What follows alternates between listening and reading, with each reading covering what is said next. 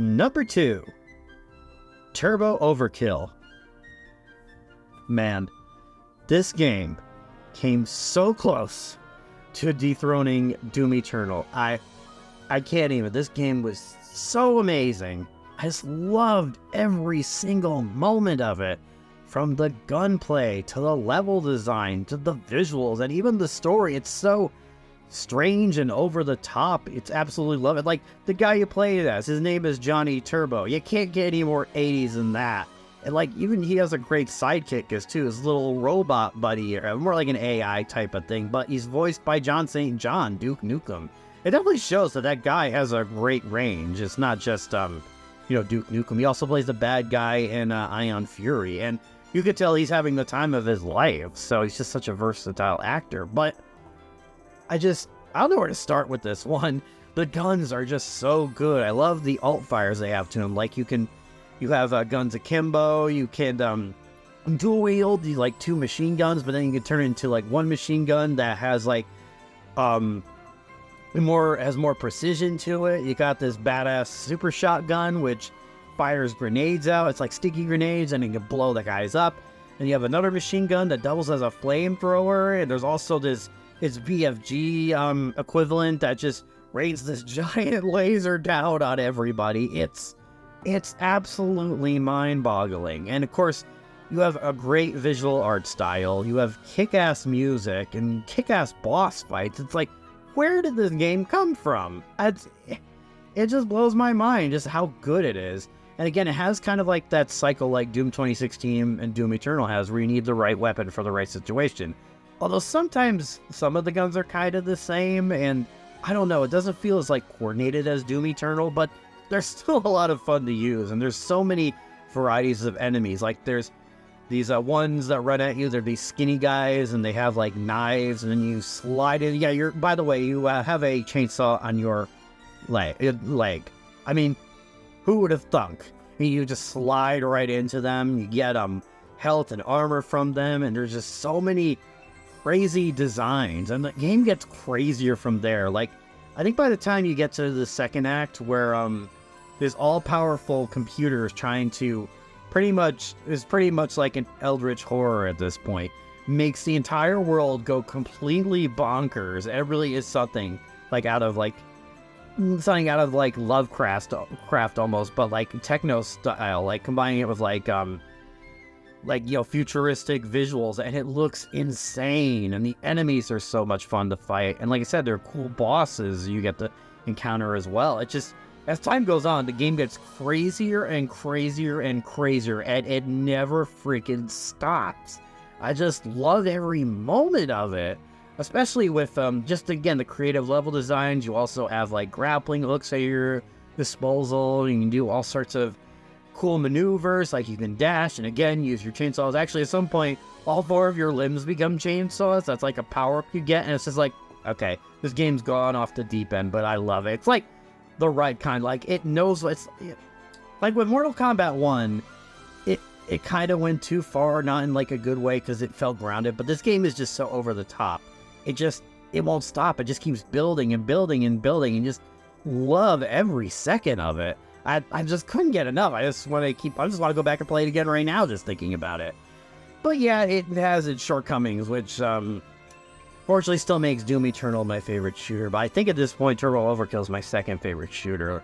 Like, I think it used to be Quake. Before that, it was Blood, then Quake, and now it's Turbo Overkill. Just... although I'm hoping for a DLC. I would love a DLC. I would buy that in a heartbeat, because the game is just so good.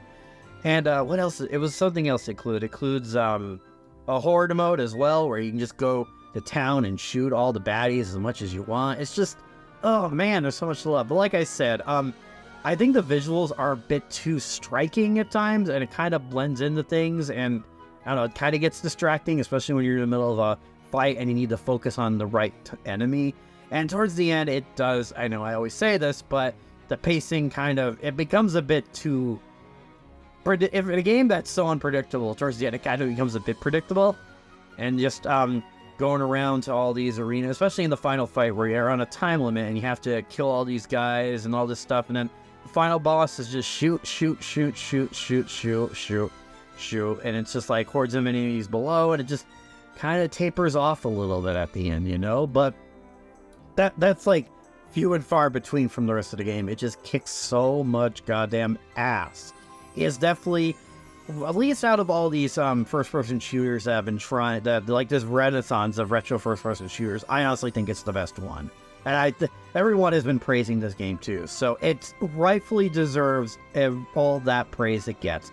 And there are some people who say it's better than Doom Eternal. You know, more power to you, but I still, and it's not just because I love Doom, but because I think that game just did everything right. It just had like the perfect balance of everything. Like, say what you will about the Ancient Gods Part 1 and Part 2. Even then, it still had that right amount, that balance of everything from gunplay to enemy placement. It just worked. I mean, right, because, you know, it's a Bethesda thing, so Todd Howard, it just works. So, but yeah, there's no reason you should not check out Turbo Overkill. It's amazing. It's available on Steam, and I think it's coming to the other consoles at some point. So, if you see it, get it. It's worth every penny.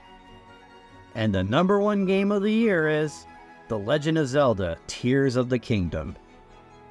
Man, talking about a massive improvement over the first game. It's hard to explain. Like, I love Breath of the Wild, but Tears of the Kingdom just did so much right, and it took sort of the mechanics we're used to with Zelda and tried something different while still retaining what makes Zelda good, what makes this new style of Zelda good. Because some people think of comparing it to like Banjo-Kazooie nuts and bolts, but again, I think why Zelda works is because it's still Zelda. You're still going into dungeons, you're still doing all the things like you did in Breath of the Wild, but now you have things like the Ultra Hand where you can manipulate the world around you and create puzzles to... You can sort of, not create puzzles, but create solutions to puzzles the way you want to. Because I remember doing this one puzzle, and I did this really weird way to solve it, and then I was curious to see how it was solved on YouTube, and it was a completely different way to how I didn't think to do. So it's really about you being creative in the way you solve a puzzle. So it's just open to different lanes for you to explore, and I really love that. And that includes the outside world. There's just so much to do in it. And I feel like they've added a lot more to do, like especially with like exploring caverns, trying to find rare items and stuff. And it's just, I just had so much fun exploring. It just felt more alive compared to Breath of the Wild. I loved exploring it. And from a story perspective, I thought it wasn't as good as Breath of the Wild. I think the stuff with Gandalf was really good, especially just out of all of the incarnations of this character, he is probably the most vile, the most evil. Like he takes pleasure in killing people, and it's just like, ugh. Even though that laugh he makes is kind of meme where he's like, I don't know, it's kind of like a Muppet almost, but still, the voice actor who gave him life, just like, that made just such an intimidating Gandalf, and just one who doesn't have a soul, is just cold and will just do whatever it takes. Like previous ones, at least, have kind of been like manipulative and trying to play their cards right, but this one, he just flat out kills people. There's no getting around it. He just flat out kills people, and yeah, so there is a good mystery behind everything, like why the Master Sword is where it is, the dragons that are going around, all that stuff.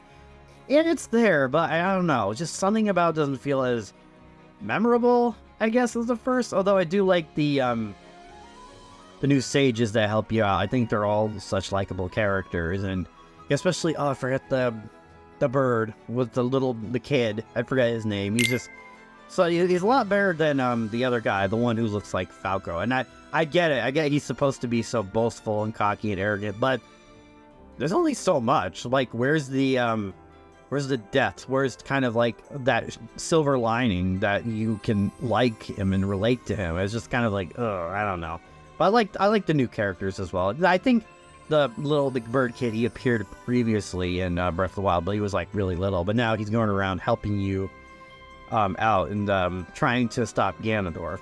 And the temples are definitely a lot more creative this time, because they're actually temples, just like going back to the older Zelda games, and you can go and explore them, and it's just a lot of fun to check them out. They're surprisingly small though. They don't take that long, which startled me. I mean, I don't say they weren't bad or anything. I still enjoyed them, but surprisingly, how quick you can get through them, you know? So you don't really need a, like, if you're getting, it's not like you don't get super lost or anything. It's kind of like, they're kind of straightforward.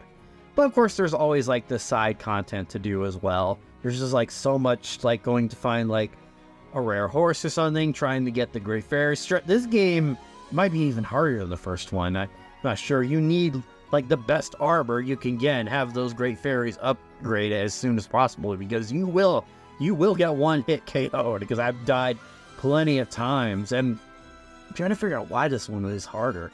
Maybe for the enemy variety. And the fact is, they also introduce this like gloom stuff.